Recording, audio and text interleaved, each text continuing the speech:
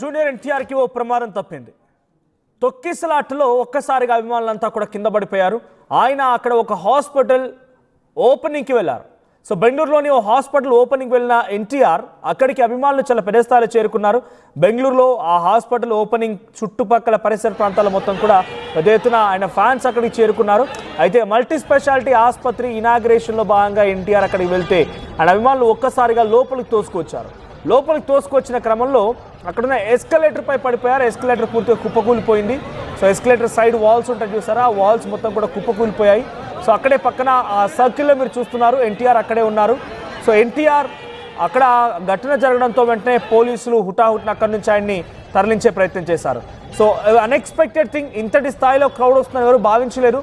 సుమారుగా 50,000 మంది క్రౌడ్ అక్కడికి చేరుకున్నారు. దారి పొడవునా ఎన్టీఆర్కి ఘన స్వాగతం పలికిన అభిమానులు సీఎం సీఎం అంటూ నినాదాలు చేశారంట. సో ఆ నినాదాలకు సంబంధించి ఆ తర్వాత అక్కడ లోపలికి వెళ్ళిపోయి వారంతా కూడా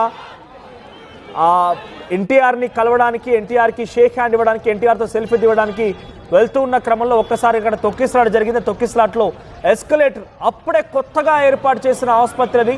ఆ ఆసుపత్రిలో ఎస్కలేటర్ ఇప్పుడు కుప్పకూలిపోయింది. అక్కడ ఎన్టీఆర్ దగ్గర నిల్చుండి ఆయన అక్కడ కింద పడిపోయిన అందరూ కూడా లేపి అక్కడి నుంచి కొంచెం దూరంగా వెళ్ళిపోమని చెప్పి అక్కడి నుంచి హుటాహుటిన పోలీసుల ఆధ్వర్యంలో వేరే దగ్గరికి వెళ్ళిపోయారు. ఆయన అక్కడ నుంచి